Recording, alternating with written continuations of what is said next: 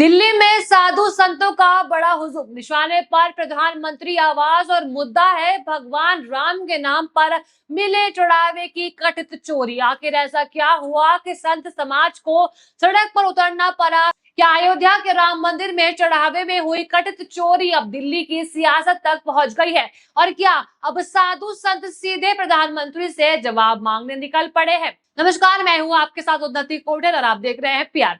इस वक्त की बड़ी खबर राजधानी दिल्ली से सामने आ रही है, जहां चढ़ावा चोरी के खिलाफ साधु संतों का बड़ा विरोध प्रदर्शन सामने आया है। बताया जा रहा है कि स्वामी प्रकाश आनंद महाराज, जगद्गुरु स्वामी योगेश जी और आचार्य महाराज कंप्यूटर बाबा जी के नेतृत्व में हजारों साधु संत मंडी हाउस में प्रधानमंत्री आवास की ओर कूच कर रहे हैं। इस विरोध में सांसद पप्पू यादव के भी शामिल होने की खबर सामने आई है। यानी मामला अब सिर्फ अयोध्या तक सीमित नहीं रह गया है। राम मंदिर के चढ़ावे को लेकर उठे सवाल अब राजधानी दिल्ली तक पहुंच चुके हैं और साधु संत इस पूरे मामले में जवाबदेही और कार्रवाई की मांग कर रहे हैं। सांसद पप्पू यादव ने इस दौरान कहा कि कालनेमी साधुओं से ने कभी भी चंदा चोरी के खिलाफ कोई विरोध नहीं किया है, लेकिन अन्याय के खिलाफ आवाज उठाना हमारा धर्म है। आस्था के साथ गद्दारी नहीं चलेगी। अब इस बयान के बीच सबसे बड़ा सवाल यह है कि आखिर अयोध्या के राम मंदिर के चढ़ावे को लेकर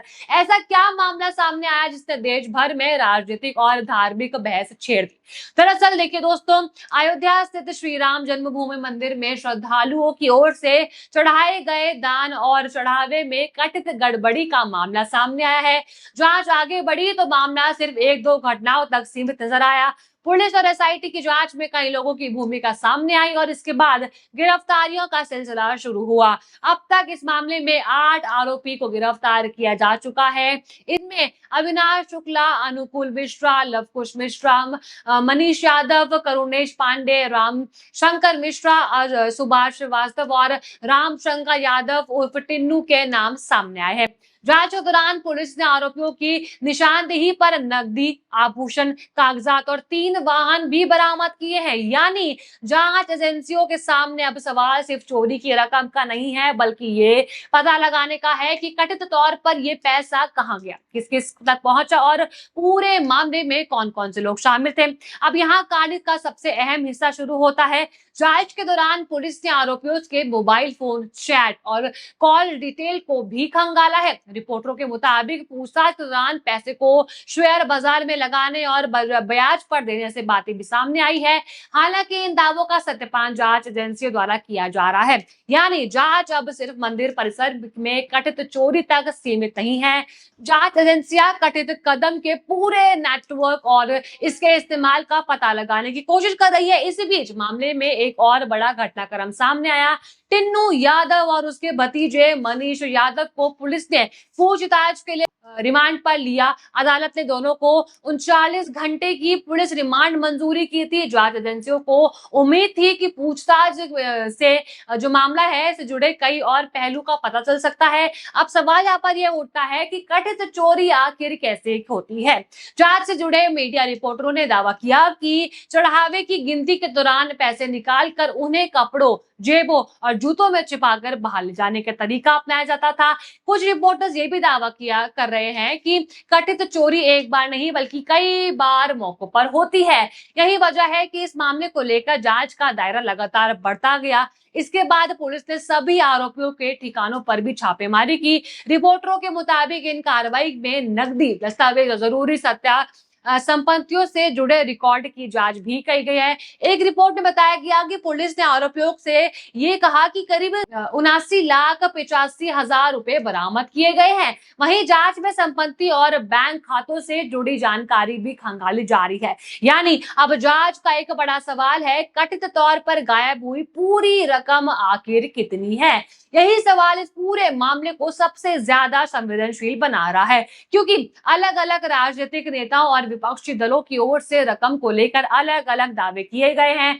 उदाहरण के लिए आप एएपी सांसद संजय सिंह से ने इस मामले को लेकर पुलिस में शिरकत देकर करोड़ों रुपए की कथित हेराफेरी का आरोप लगाया था और करीब 200 करोड़ रुपए तक के आंकड़े का दावा किया था। यही वजह है कि इस मामले में सबसे जरूरी बात है जांच पूरी होने और आधिकारिक आंकड़ा सामने आने का इंतजार। अब हम बात करते हैं मंदिर ट्रस्ट से जुड़े लोगों की भूमिका पर उठ रहे सवालों की।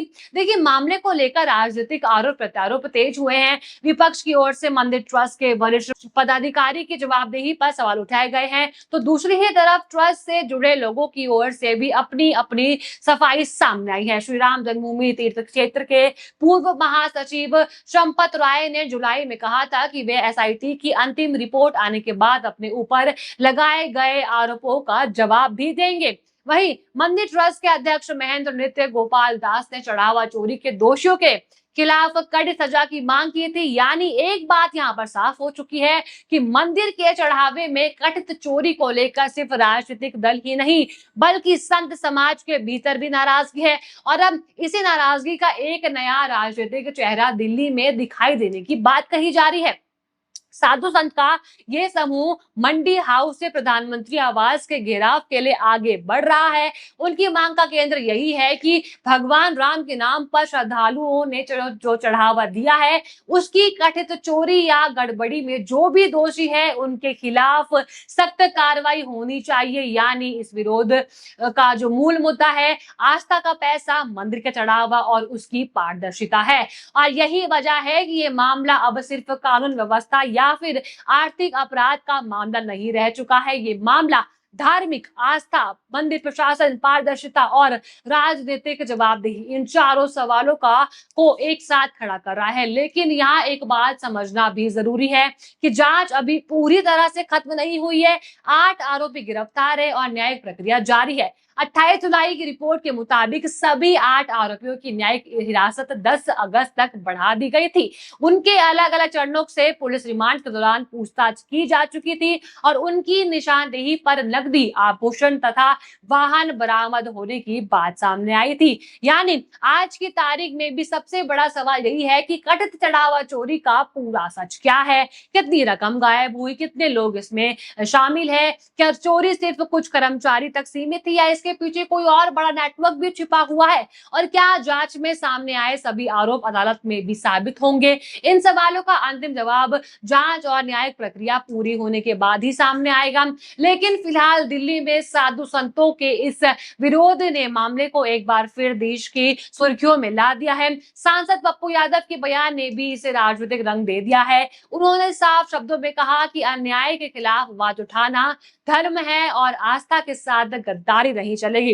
अब देखना यह होगा कि सरकार और संबंधित जांच एजेंसियों की तरफ से इस विरोध पर क्या प्रतिक्रिया आती है। क्या साधु संतों की मांग पर कोई बड़ा आश्वासन दिया जाता है कि चढ़ावा चोरी मामले की जांच की और तेज की जाएगी, क्या कथित रकम की पूरी बरामदी की हो पाएगी, और सबसे बड़ा सवाल आता है कि क्या जांच की अंतिम रिपोर्ट से उन सभी सवालों के जवाब मिल पाएंगे जो पिछले कई हफ्तों से उठ रहे हैं।